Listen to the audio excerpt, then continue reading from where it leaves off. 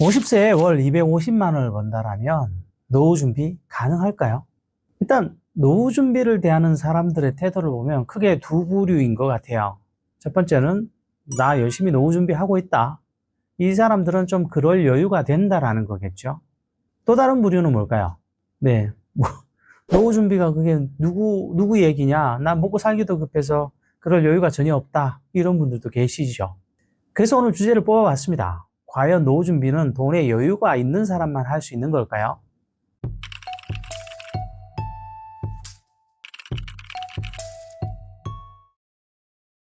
50세에 월 250 정도 벌면 사실 좀 빠듯한 거라고 봐야 되는데, 이러면 노후 준비고 뭐고 그냥 가야 되는 걸까요? 좀 구체적인 얘기로 접근하기 위해서 대상을 50세 남성으로 특정 지었고요. 월 한 250만 원 정도 버는 1인 가구로 특정을 지었습니다. 이 사람은 대기업을 다니다가 나왔거나 어떤 굉장히 좋은 회사를 50세까지 다니다가 나와서 이제 250 정도를 버는 회사에 들어간 사람을 대상으로 하진 않았습니다. 왜냐하면 그런 사람들은 준비를 꽤 열심히 했으면 50세까지만이라도 대기업 정도를 다녔으면 어느 정도 준비가 가능하다라고 봐야 할 것 같아요. 오늘 제가 말씀드리는 50세에 월 250을 번다는 분은 그냥 이때까지 그만한 일자리들, 지금보다 조금 나을 수는 있었지만 우리 사회 전체로 볼 때 굉장히 꽤 잘 버는 쪽에 있었던 분은 아니라는 것을 전제로 이야기를 풀어간다고 생각해 주시면 될 것 같아요. 50세까지면 일단 완전 은퇴 시기까지는 한 20년, 최소 20년 정도 일을 하는 것을 감안을 해야 되겠죠. 우리나라에서 완전하게 은퇴하는 시기는 현재 통계로 알려진 것으로는 만 73세 정도라고 말씀을 드렸었죠. 그러니 73세까지 사실은 뭐 더 길게 일하는 게 훨씬 유리한 선택이긴 한데, 어쨌든 최소 70까지는 일을 한다는 전제로 이야기를 풀어가는 것이고요. 다시 한번 말씀드리지만 이 이야기는 기존에 왕창 벌어놓은 사람 얘기가 아니고요. 네, 국민연금만 넣고 있고 현재도 소득이 그렇게 크지 않은 사람, 그리고 이 사람은 과연 미래에 어떻게 대응해야 할까 정도를 기준으로 만들어진 거라고 보시면 되세요. 자, 이때 핵심 축은 두 가지죠. 일과 연금의 활용입니다. 한번 들어가 볼까요? 1단계에서 제일 먼저 할 일은 내 일과 수입을 점검하는 겁니다. 내 일의 현재 상황은 어떤지, 예를 들면 이 일이 좀 오래 할 수는 있는 건지, 만약에 그렇지 않다면 그런 어려움이 닥쳤을 때 내가 어떻게 대응해야 할 건지, 교육을 받거나 자격증을 좀 따둬야 한다든지, 또는 아무것도 없다라면 사실 언제라도 나는 더 싼 인력으로 대체되기 쉬운 인력이라는 얘기인 거니까요. 그건 좀 곤란한 거겠죠. 지금부터라도 일에 대해서 점검을 해가면서 노후 준비를 대응해 나가야 된다는 것이겠죠. 일단 월 250만 원이라도 최소 60세까지, 가능하다라면 70세 정도까지는 꾸준히 버는 것이 좋긴 합니다. 결국 말씀드려야 할 것은 보통의 사람들, 내가 뭐 엄청난 유산을 물려받았다든지 또는 내가 능력이 엄청나서 굉장히 많은 급여를 번다든지 그런 특별한 케이스가 아니라면, 기본적으로 보통의 사람들은 얼마나 오래 일할 수 있느냐, 그리고 얼마나 자기 경력에서 좋은 시기를 오래 유지할 수 있느냐, 여기에 따라서 좌우된다고 봐야 되거든요. 이때 하나 더 기억해 주셨으면 하는 것은, 일자리를 생각하실 때는 그것이 시간이 흐르면서 경력이 꽤 올라가는 것인지 아니면 변화가 없는 것인지, 여기에 대해서는 미리 고민을 좀 해 두셔야 돼요. 쉽게 얘기하면 이런 거죠. A라는 분은 시설관리 쪽으로 일을 하고 B라는 분은 배달 일을 한다고 가정을 해보죠. 둘 다 현재 급여는 비슷할 수 있어요. 혹은 어쩌면 배달 일이 더 좋을 수도 있죠.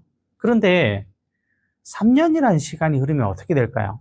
아니, 솔직히 말씀드려서 1년만 지나도 그 차이는 좀 벌어질 수 있어요. 왜냐하면 A가 하는 일은 시간이 지나면서 경력이라는 것이 쌓이게 되고 시장에서도 그것을 인정하게 돼요. 근데 B가 하는 배달 일은 사실 배달 일을 오래 했다고 건당 수수료를 올려주지는 않죠. 그래서 기본적으로 여러분이 일을 보실 때는 이게 시간이 지났을 때 내게 굉장히 플러스가 되는 그 경력이 쌓이는 일인지 아니면 계속 되돌이표가 되는 일인지는 한번 확인을 하고 가셔야 된다는 거죠.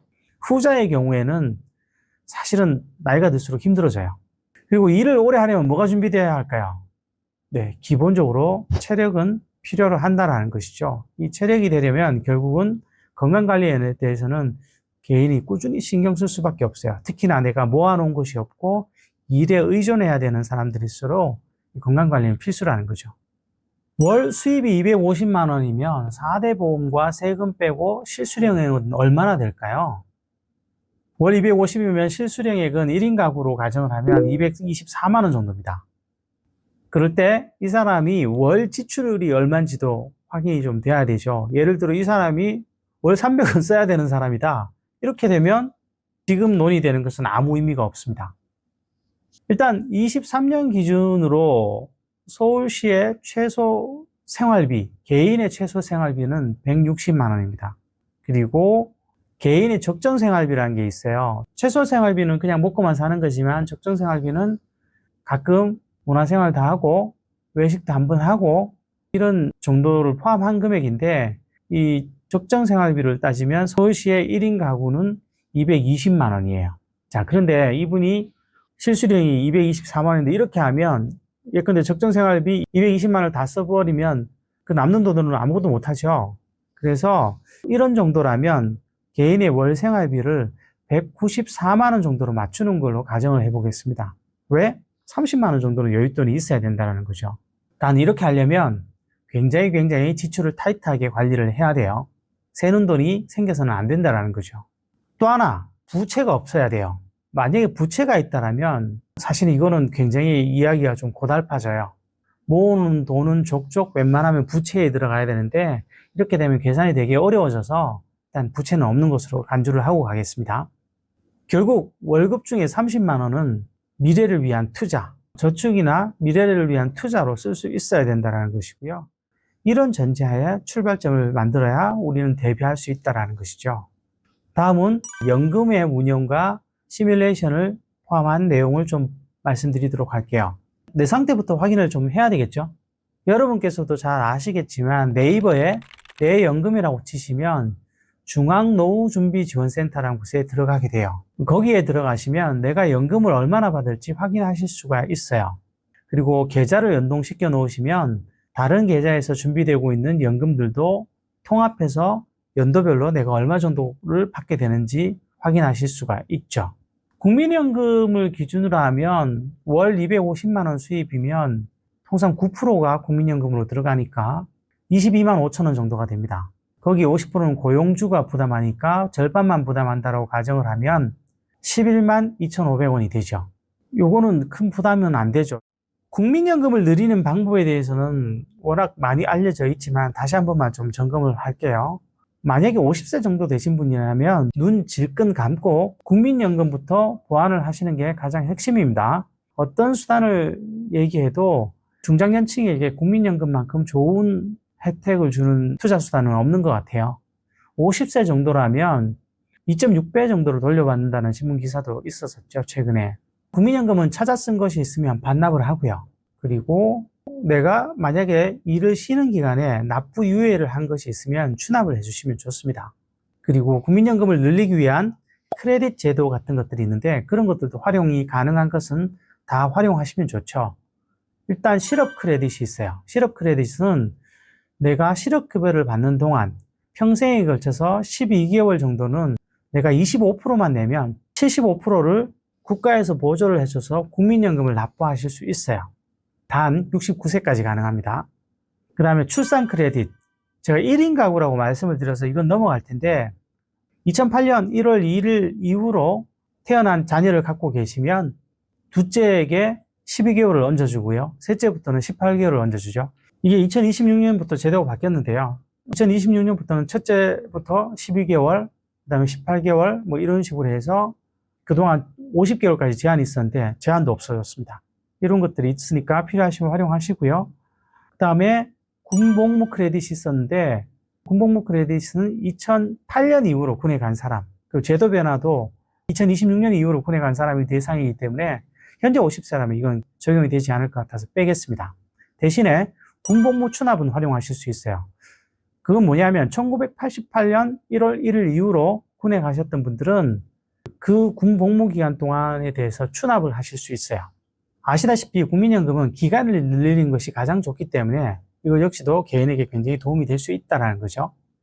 그리고 또 하나 국민연금의 가장 중요한 금액을 늘리는 방법, 바로 수령을 유예하는 거죠. 수령을 유예하시면 매년 7.2%가 추가되고요. 최종 5년간 유예를 하시면 내가 100만 원 받을 거 136만 원을 받으실 수 있다라는 거죠.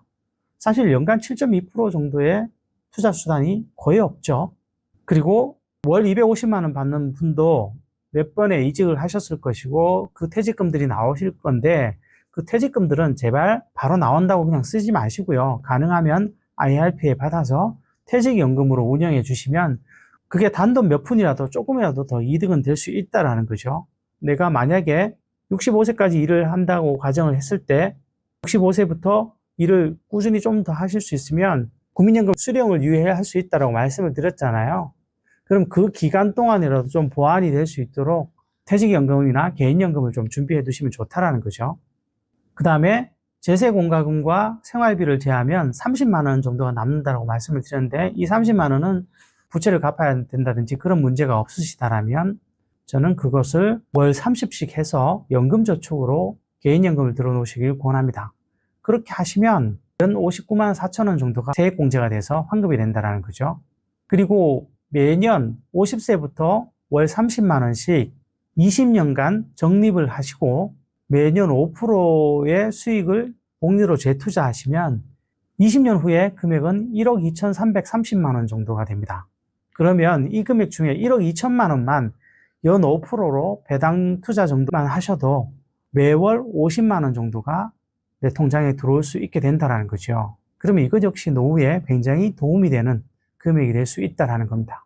그래서 지금 보시는 것처럼 미래소득과 지출의 모델을 만들 수 있는데요. 예를 들면 65세, 70세, 75세로 끊어서 내가 월 필요 금액이 65세에 얼마 정도인데 이걸 어떻게 연금과 근로 그리고 투자를 통해서 만들 것인가를 알아보는 것인데요. 지금 보시는 것처럼 65세에는 제가 연금은 월 50만 원만 잡았습니다.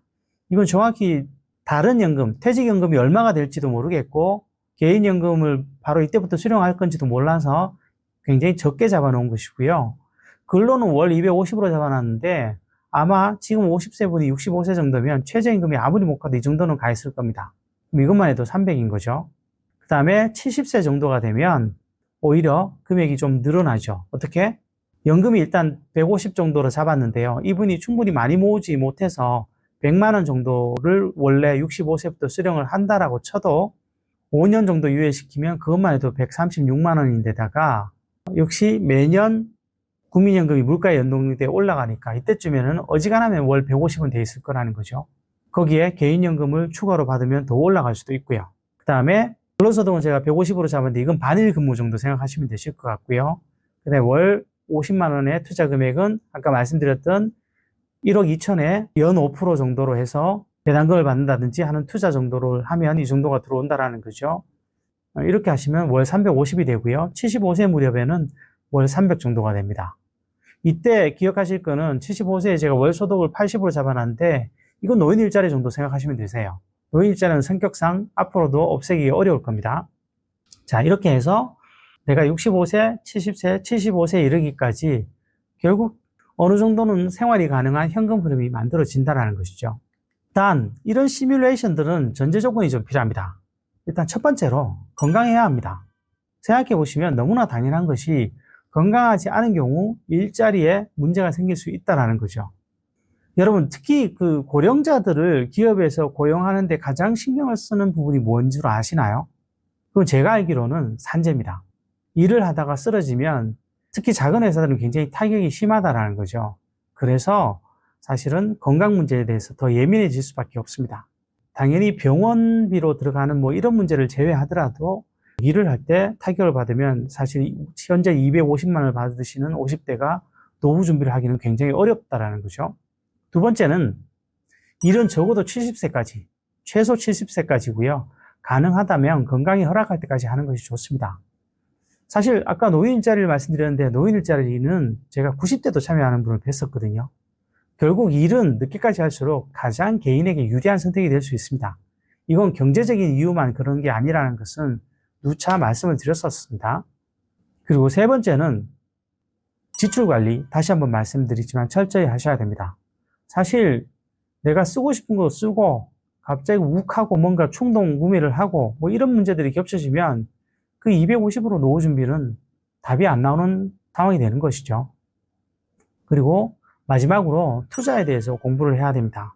사실 이거는 말씀드리면서도 좀 걱정은 되는데, 다만 이 투자에 대한 공부는요, 개별 주식을 어떻게 해서 수익을 불리고 뭐 이런 복잡한 걸 말씀드리는 게 아니라 그냥 아주 쉽게 투자를 하시는데 웬만하면 손실이 덜 나는 그런 상식적인 투자들, 대표적으로 뭐 자산 배분이나 주가지수 펀드를 쓰거나 혹은 배당 투자를 하는 케이스들이 될 수 있겠죠. 이런 것들은 공부를 조금만 하셔도, 그리고 최소한의 개념 정도만 이해하셔도 큰 위험은 감수하시지 않아도 된다라는 거죠. 자, 이 영상을 보시고 여러분 또 어떤 생각이 드시나요? 할만하다는 사람도 계실 것이고, 야, 그것조차도 너무 어려운데 라고 생각하실 분도 계실 수도 있을 것 같아요. 근데 한번 생각해 보시자고요. 만약 50세에 이때까지 큰 돈을 벌어 놓은 것도 없고 앞으로 뭔가를 처음부터 준비를 해야 되는 상황이시라면 노후 준비의 출발점은 굉장히 안 좋은 위치에 서 계신 게 맞죠? 그런 분이 쉽게 가려고 하시면 사실은 좀 어려우실 수 있어요. 제가 여기서 말씀드리는 어렵다는 것은 딴 게 아니고 조금은 공부를 하셔야 된다는 거, 그리고 자기 지출 같은 거는 좀 통제를 하셔야 된다는 거, 이런 얘기인 거니까 그거 자체가 역시 어려워서 난 그것도 못해 이러시면 저도 할 말은 없고요. 예. 어쨌든 지금부터 일과 연금 그리고 건강관리만 좀 신경 쓰시면 월 250번은 50세도 노후 준비를 할 수 있다는 것이죠. 여기에 뭐 굳이 더하지 않으라면, 만약 그분이 배우자가 계시다라면, 그래서 맞벌이가 가능한 상황이라면 훨씬 더 유리한 노후를 준비하실 수 있다는 것이죠. 자, 어떻게 들으셨던 선택은 지금 이 영상을 보시는 분들이 결정하실 문제입니다. 가능할까요? 어려울까요? 그건 여러분의 판단에 달려있다고 봅니다. 진부한 멘트 하나 날릴까요? 어떻게 생각하면 오늘이 우리 생애 가장 젊은 날이라고 합니다. 더 늦기 전에 지금부터 준비해 보시면 어떨까요? 궁금한 것이 있으시거나 의견이 있으신 분은 댓글 언제든 환영하는 거 아시죠? 네. 그러면 저는 오늘 영상은 이것으로 마치겠습니다. 감사합니다.